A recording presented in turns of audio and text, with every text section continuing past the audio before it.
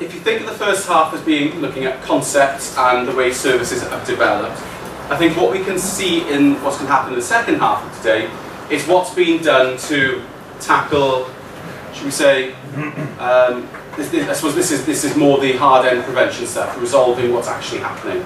So we've got 3 speakers this afternoon. First, again, looking at blind and mice in terms of restorative practices, whatever that means. Surely Mirain will give us a view. Then going to the YOS for referral orders and participation, and then finally looking at the emerging role of magistrates within the oversight of youth orders. So I'm very pleased to say, first speaker is Mirain Davies, who did her work in blind and mice. So to you, Mirain.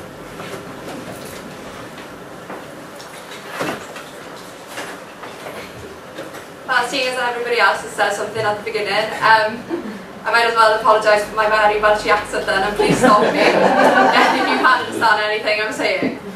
So my name is Mirain Davies, and I'll be looking at restorative practices at Blind and Mice Primary School. I'll begin with talking about restorative practices in general, then looking at blind and mice specifically. I'll talk to you about how I conducted the research and what I found with relation to my dissertation question. Then I'll end with future recommendations then and summarising the key points. The question I decided to base my dissertation research on was what impact does Blind and Mice Primary School's restorative practice policy have on its pupils? I was interested in this topic because of the growing interest in it worldwide, especially over the last 10 years. The 4 areas that I'm going to look at to really show the impacts on the pupils what are restorative practices, why are they implemented in schools, what impact do they have on their pupils, and how do the teachers, parents and pupils perceive restorative practices in their school. Why did I choose blind and mice? It's a restorative practice school and has been since 2008. It's located in what is viewed as quite a deprived area who frequently faces challenges. It's also located in Swansea, who is on a journey to become a restorative city.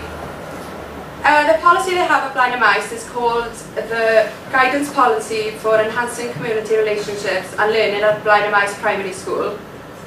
The school adopts the common restorative practice philosophy statement, which states that, it's quite long but I think it's important to tell you what it is.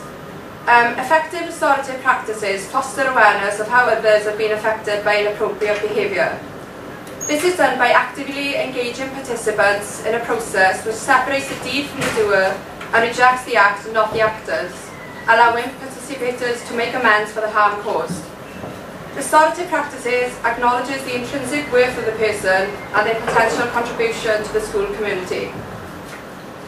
Blind and Mice believe that their response to challenging behaviour should be to build relationship and repair the harm caused, and most of this work should be informal, and everyone should be involved in helping the school be a restorative school, whether the pupils, the teachers, the parents, or anyone else involved in the school community. Before I conducted any research, I looked at current literature. What I found was that restorative practice has derived from restorative justice, but I found there was much more research done on restorative justice. Well, it's been around longer. I also found that much more research has been conducted on restorative practices in secondary schools in comparison with primary schools.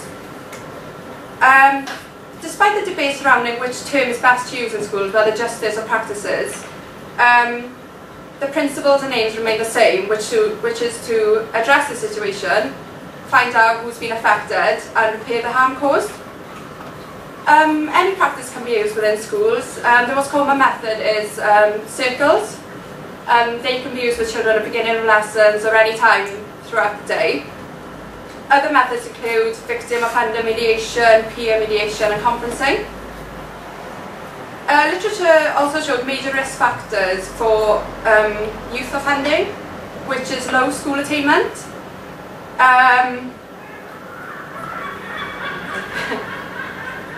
School is somewhere where children come too often, where a relationship is built between the teacher and the pupils. Interventions can be put in place to address any needs the children have. I wanted to find out if blind and mice agreed with this and why they only use exclusions maybe as a very, very last resort.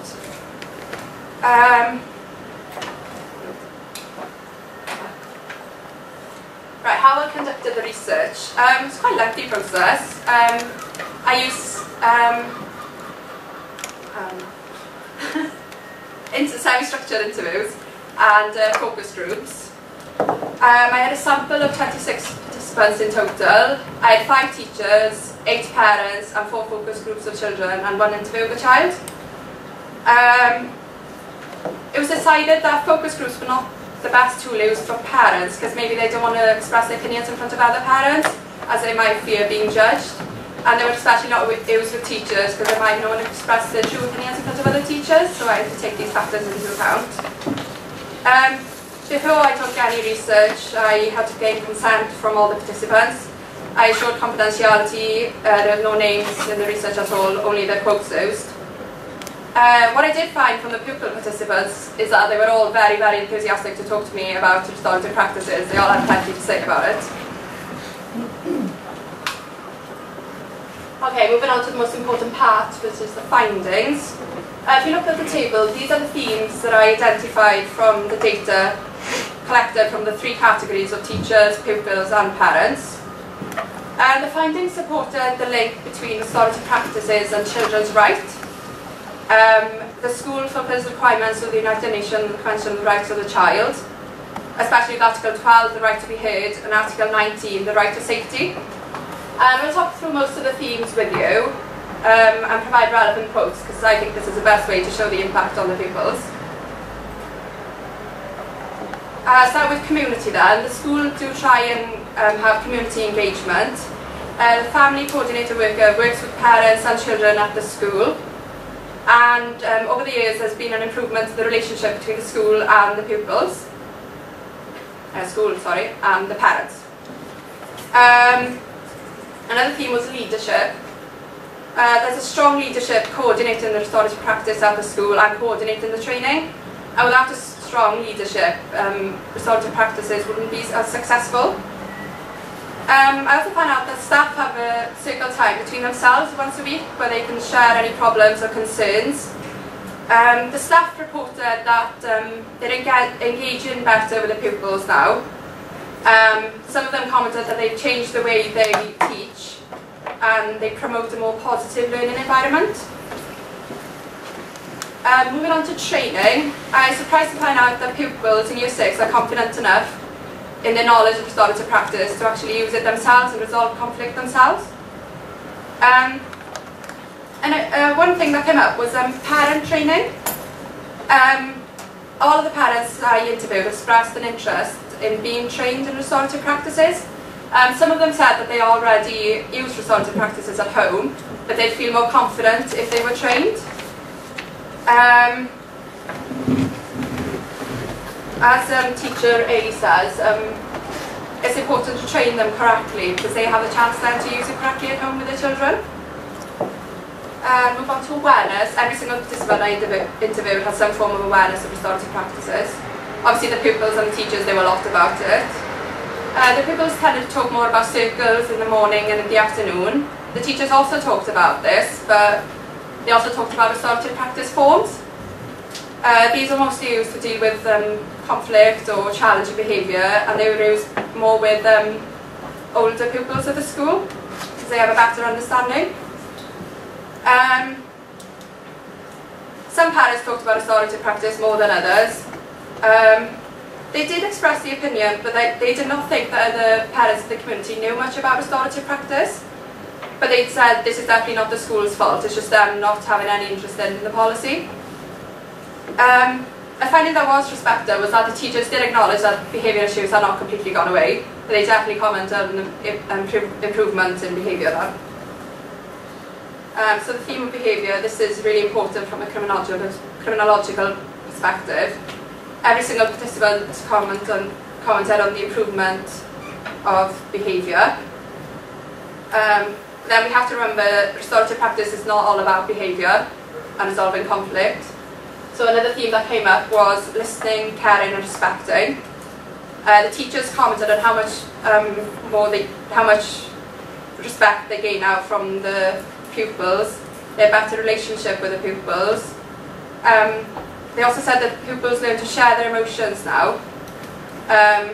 They can share with a teacher, with their friends, or I have it here now, Hodri the dragon, which if they don't feel like they need to talk to, they don't want to talk to a person, they can share their feelings with a dragon. And this sharing of emotion, they're happier then throughout the day because the burden has been lifted, so they're more able to concentrate in their lessons and as a result learn more.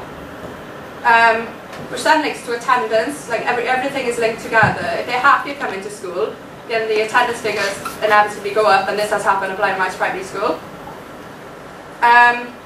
The change in atmosphere was evident from the findings. The whole school had changed in atmosphere.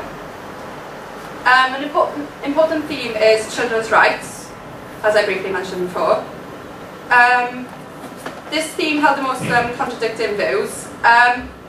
The parents, although they were very happy that the children learned about children's rights, and they wanted them to continue to do that, they did feel like sometimes the children use their advantages, use the rights to their advantage at home. So maybe they said, maybe to have lessons on human rights, not just children's rights. But then the teachers said that they already know when it's appropriate to use their rights and when it's not. But overall, children's rights are paramount at Blind Mice Primary School. It's everywhere throughout the school and it's part of their everyday life. Another important theme is early intervention. A restorative practice can lead to other findings that need early interventions. As you can see at the bottom here, they brought in the fire brigade to talk to the children and the police to talk to the children. And the school provides these interventions for the children.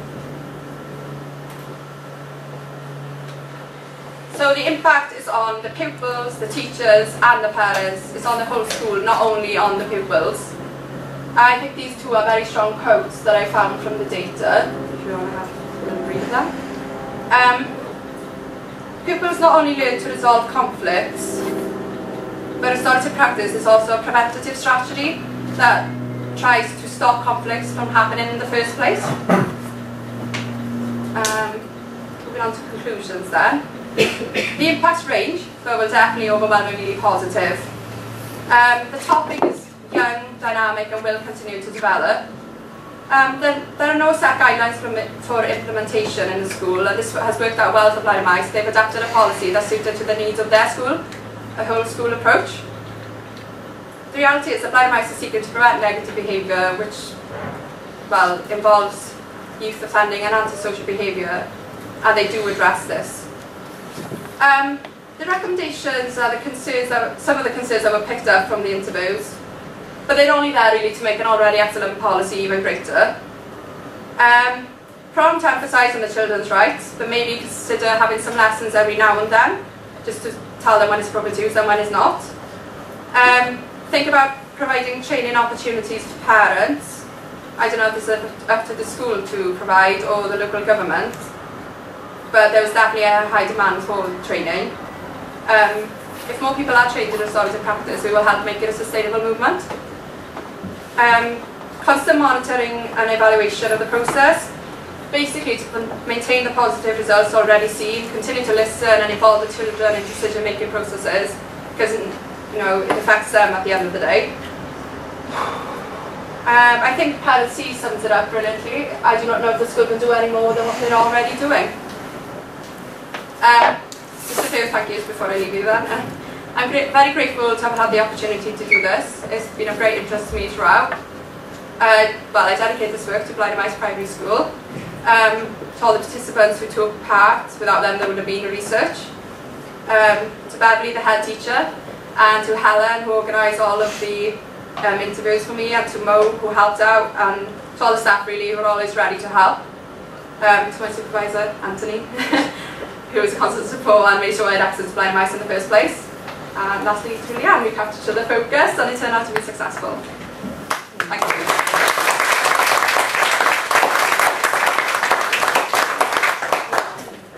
Lovely thing to say. Thank you. one thing I'm going to pick up on just very quickly, Leanne mentioned two words that we haven't heard much of already, which is local government. I'm very pleased to say we've got one of the strategic, or super director of people here, Christina. She heads up social service. So I'm not even an ex-teacher. We now oversee social services and education, a massive responsibility within the authority. Also Councillor Fiona Gordon, who led the scrutiny panel that looked at education, attainment and well-being, two critical themes here. So one of the things that is contained in, that is contained within some of the dissertations are the links to local government, potential recommendations there. So I think that's an important thing to pick up, because one of the other findings, and it's implicit across all the pieces of work, was that one thing I think Swansea is good at is seeing schools and the authority working together in a very strong partnership. And I think that is something that is very important. And speaking about partnerships, we'll move on to the work that's been done in the statutory partnership called the Youth Offending Service. So we'll have Jen, Owen, and I will apologise in advance, Jen has to leave before, so I'm not trying to push you, I'm doing this, you take as long as you need. And Jen will be looking at the extent to which participation in the referral order process actually creates positive outcomes for children who hold orders. Over to you, Jen.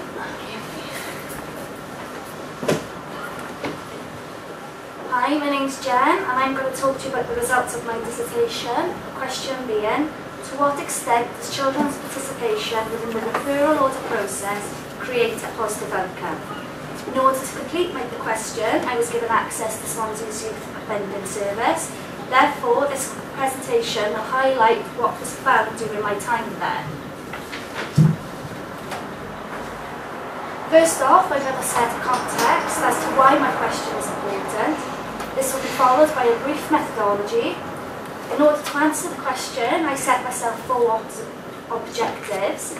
Therefore, my results will be set out under these headings. My findings highlighted a number of recommendations, so I will briefly go through these with you at the end. From an international perspective, children's rights are extremely important. Organisations such as the United Nations and European Council have made important steps in attempting to enshrine the importance of children's rights within societies. One of the important ones to remember for this presentation is Article 12 of the United Nations Children's Rights Convention, where it states, "A child has the right to express views freely in a matter that affect them themselves, and should be provided with the opportunity to be heard in any judicial administrative proceedings." This indicates that a child has the right to express himself in all matters concerning themselves, no matter the age. This includes during the judicial system. The UK agreed to the UNCRC in 1991, however, has maintained that these are guidelines only. For example, keeping the minimum age of criminal responsibility at age 10 rather than the recommended age 12. The 1998 Human Rights Act adheres to the UNCRC.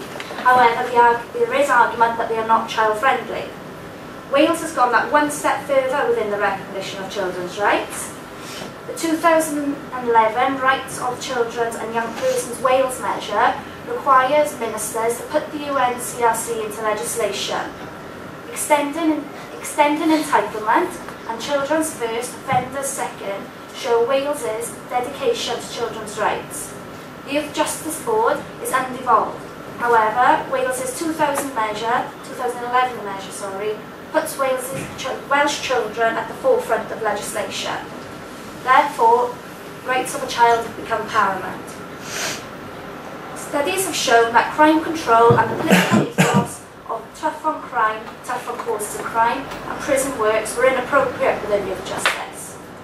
A number of papers, such as the 1996 Tackling the Causes of Crime, show recognition that punitive punishments were not necessarily the answer. The 1998 Crime and Disorder Act, the 1999 Youth Justice and Criminal Evidence Act, the 2012 Legal Aid Sentencing Act, and the major new development of the scaled approach have been players in enshrining restorative justice into the system. The Youth Justice and Criminal Evidence Act was to introduce youth offending panels, referral orders, and youth offender contracts, all based on restorative practice. Restorative practice has an emphasis on restoration, reintegration and responsibility. So what are referral orders? Referral orders are unique.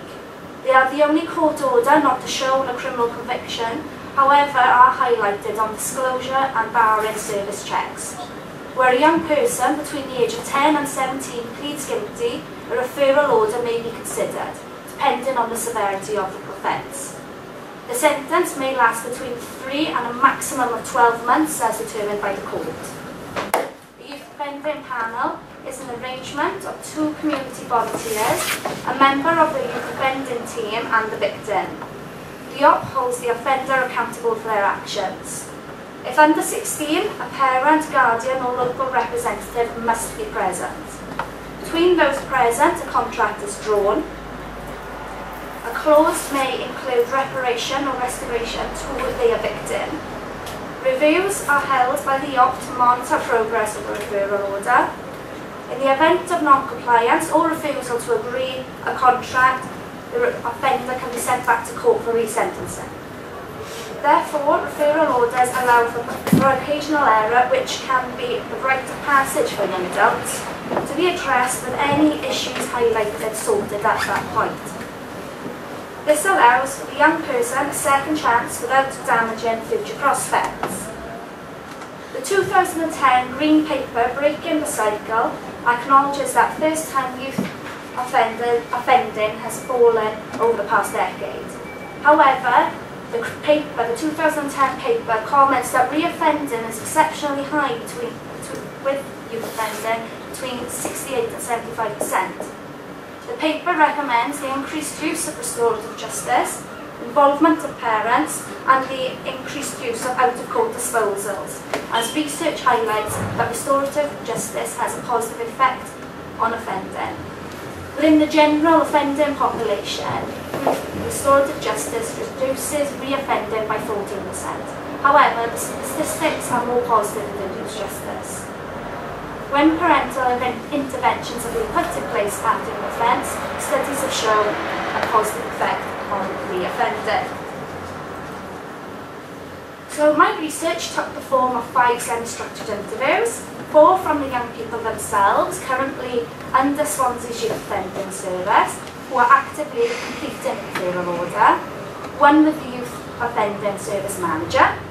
A focus group also took place with 3 practitioners of the referral order team. The questions asked included Likert scales and open-ended questions. The Likert scales not only gauge participation, but were used as a method of internal validity, which proved very useful during this research. So, on to the results. The first objective: is the current referral order system built to encourage and enable children's participation? And it addresses the issues of practitioners' practice to get young people involved within decisions. The research shows that young people have taken responsibility and ownership of their referral order as highlighted by the quotes. Participation is therefore high on the agenda for practitioners. However, there were issues regarding ownership because of the presence of parents and the need for completion. It is important to highlight the role of the parent equivalent because of Article 12 of the UNCRC in relation to Article 8 of the European Convention of Human Rights related to parental responsibility. The law, as it stands, means that the responsibility of the parent dwindles with age. Therefore, a young person has the right not to have a parent present after the age of the 16th birthday. One participant felt that the order was not his alone, that it was in partnership with his parent. For this participant, it damaged the concept of ownership. It is unknown whether the option to have a parent present as he was at the age of 17, it is unknown whether to have a parent present was presented, and as he was at the age of 17, this was well within his rights. Had the participant exercised the right not to have his parent present, eliminating the power figure, his opinion regarding ownership may have been more positive. Nevertheless, studies support decisions to include parents as a manner of support for the individual reflecting positive results. However, others disagree, arguing that decisions involving children and their families with professionals may marginalise children. Therefore, children may find it difficult to speak out. If an individual deemed difficult, the use of negotiation and persuasion is available. This compromises the aspect of ownership and may infringe on children's rights. As highlighted previously, to gain ownership there is a need to participate. For some, negotiation and persuasion is essential to ensure completion. To improve ownership and avoid infringing children's rights, individuals need reminding of the consequences of failed orders. The findings show that all young people are aware of the consequences. Rapport is extremely important at this point. Rapport ensures that the individual wants to work towards completion, not persuaded in the right direction. The research has highlighted a communication gap between court and assigned yacht worker. A referral order yacht practitioner present at court in anticipation of a referral order would solve this problem. This would also give the young person another element of support in court and be the beginning of building that essential rapport. Having the element of rapport from the very beginning would allow the practitioner to incorporate their practice accordingly. The question, what opportunities exist to facilitate children's participation within the referral order, relates to opportunities for young people to participate. Young people spoke of question and answer sessions, with their comments taken into account. This has led to the young people having a positive response in terms of practitioner listening. Practitioners spoke of various methods in order to build communication and rapport to assist in participation.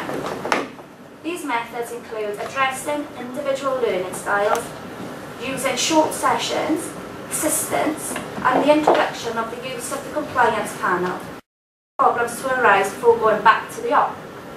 Other methods included question and answer sessions to ensure understanding before and after review meetings.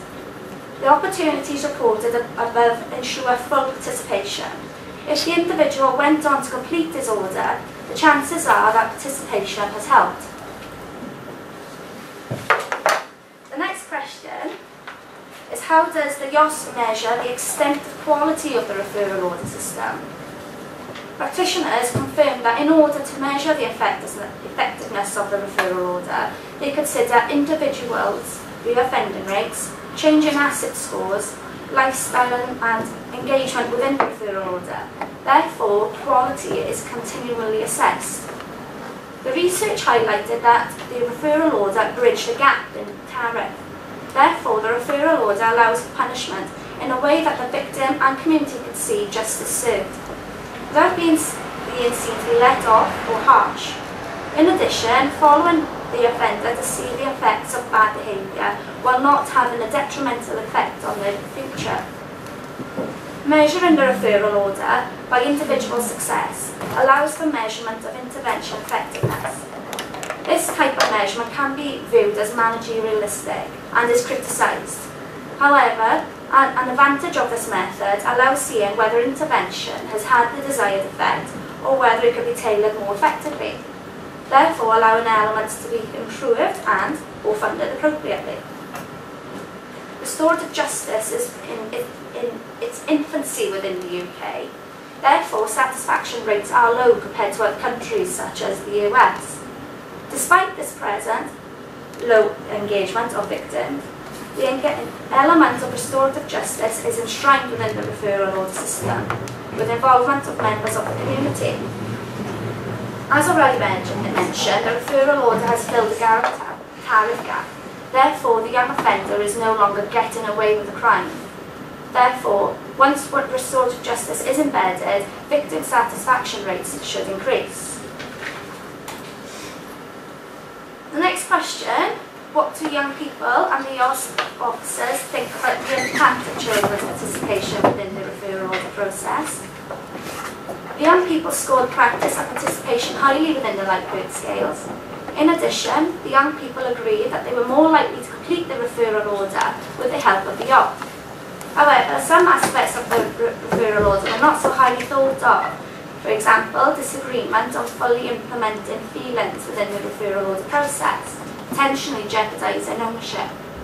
Nevertheless, the young people acknowledge the sentence is something that they must complete and is there to encourage change. The research scores the understanding of restorative measures highly.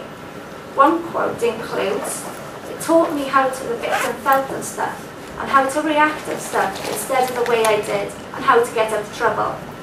This shows that practice within the referral order system has taught the young people successfully the reasoning behind restorative justice. Practitioners agreed that the referral order had made a significant impact on the youth justice system, bridging a gap in tariff and deferring young people out of the toxic criminal justice system. In addition, the referral order allows the petitioner to manage offending while identifying risk. The research highlighted the need of second chances, and the referral order gives the young person exactly that. Referral orders seem to have the desired effects, mirrored by the results of the research, with the young people's recognition of the victims and the need to change their behaviour. The referral order has enabled a difficult transition to adulthood without completely damaging future prospects associated with criminality, such as poverty and deprivation. The referral order is a positive step towards keeping the individual out of the criminal justice system, achieved by addressing issues that may prove problematic in the future and teaching transferable skills for real life. Referral orders allow keeping low-level offenders out of the toxic mix of prisons, and also give those who already have been handed custodial sentences a second chance, rehabilitating them back into the community effectively.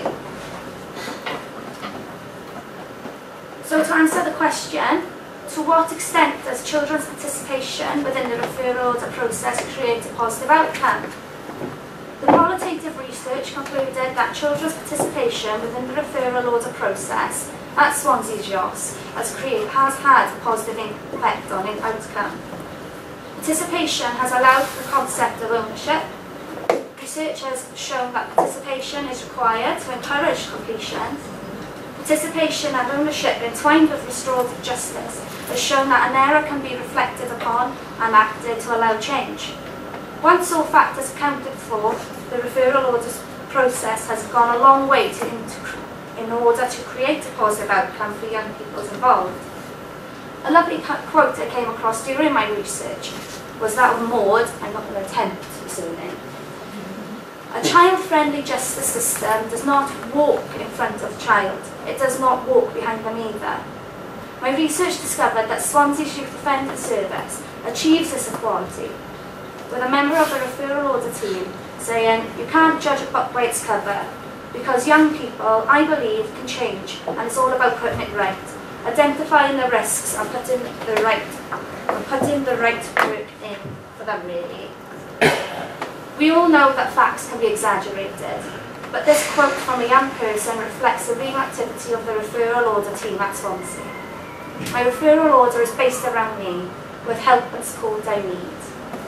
So just to finish off then, I'm just going to go through the recommendations I come across.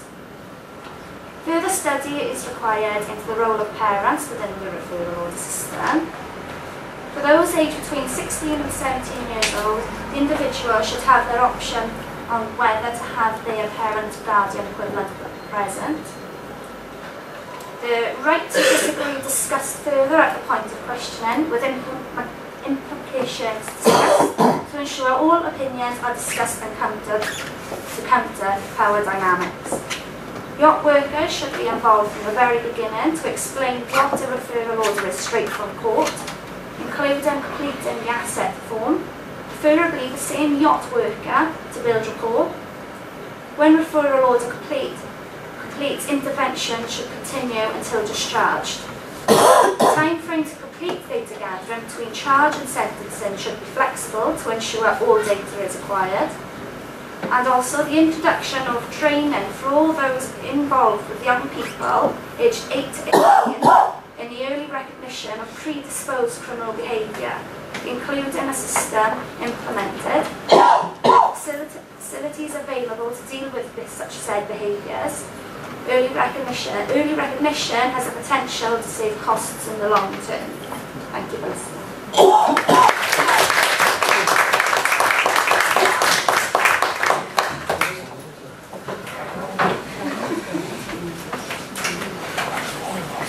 Thank you, Jen. We have one speaker, which is Verity Monaghan.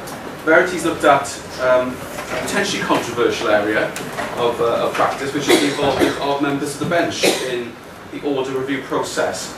What we're going to do is Verity will give her presentation, and allow everyone to get their breath back then, let the adrenaline go down a bit. So if any of you can think of questions, we'll then hopefully have a bit of a chat.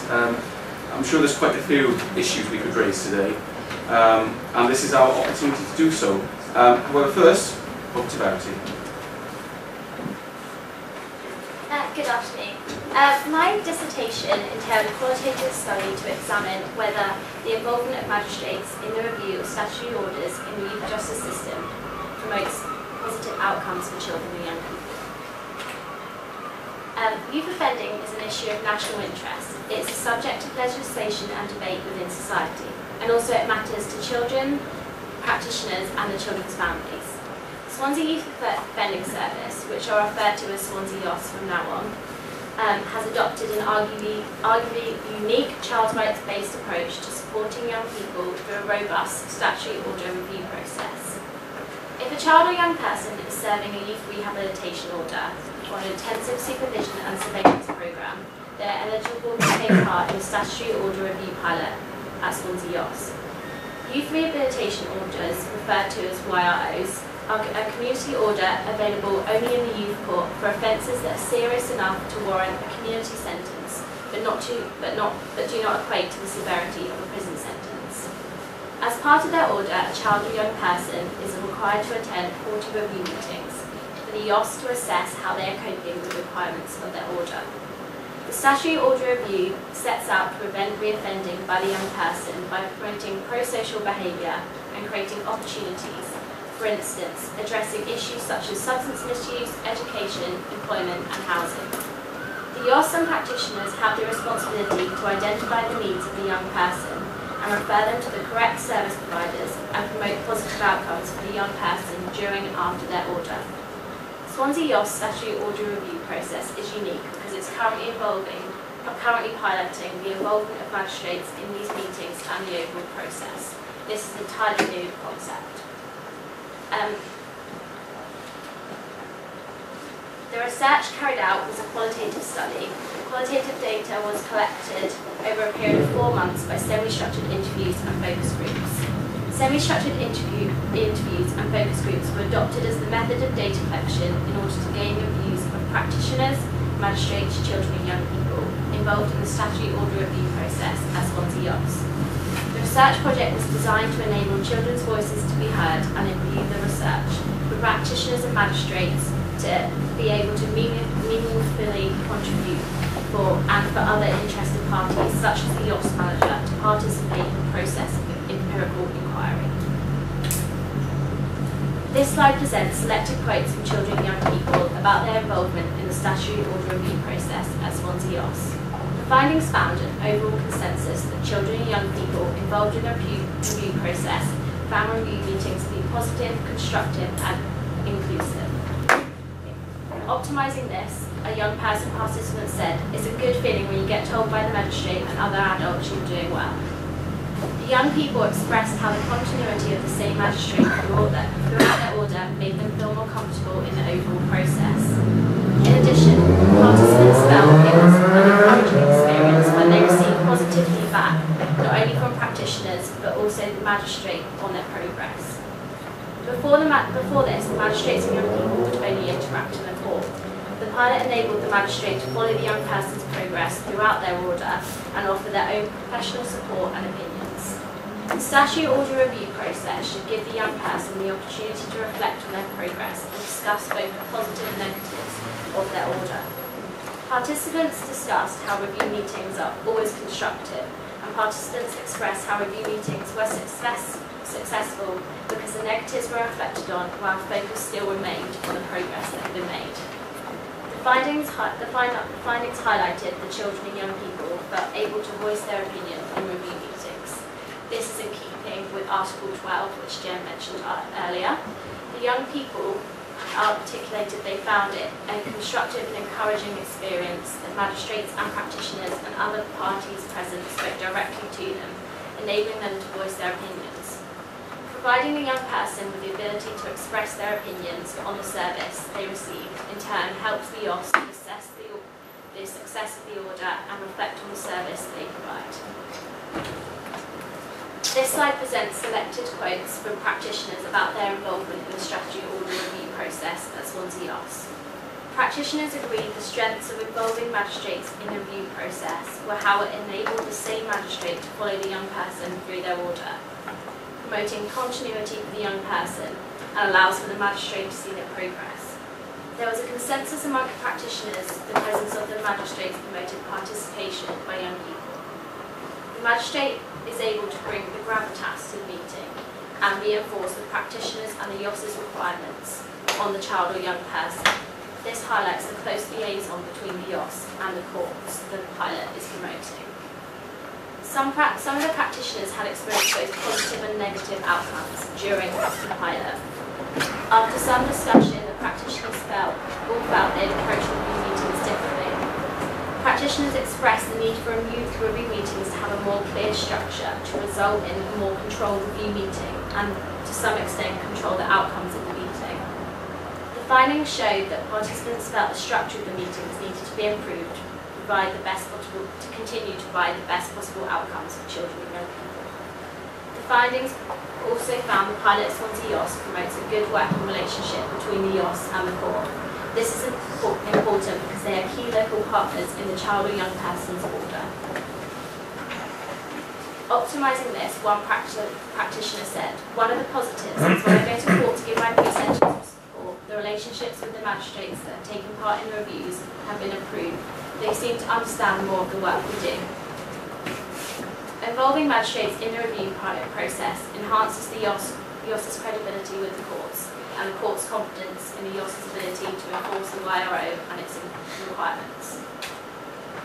This slide presents selected quotes from the magistrates about their involvement in the statutory order review process at Swansea YOS. The findings indicated involving magistrates in the order review process promotes positive outcomes for children and young people. The magistrate's presence reinforces the gravitas of the court and the severity of the order to promote compliance by the child or young person. If the child or young person complies fully with the order, they are most likely to succeed in achieving the positive outcomes such as further education, employment and housing. The pilot at Swansea YOS enables magistrates to witness and experience the review meetings and follow the young person's progress throughout their order instead of simply being told by the YOS the end result. Optimising this, one magistrate said, it is a positive for the young person to hear from the same magistrate who sentenced them and actually they're communicating with them and hopefully patting them on the back means a lot. The magistrate being present in the review meetings gives them more extensive knowledge into the process and allows for them to help promote the best possible outcomes for the child and young person from the moment of sentencing. Overall, magistrates were very positive about the review process. There was a consensus amongst the magistrates that their involvement promoted positive outcomes for children and young people. Magistrates expressed the main positive of the process was seeing the work carried out by the YOS and the progress made by the child or young person throughout their order. Magistrates expressed they felt better informed of the case management process as well as the order review process. Finally, the pilot was on a trial basis and inevitably problems were going to arise. Participants expressed criticisms which alluded to solutions if the pilot was to continue as a more permanent feature at Swansea YOS. The findings indicated some critique of the pilot. Magistrates and practitioner participants found it difficult to define their role during the meeting.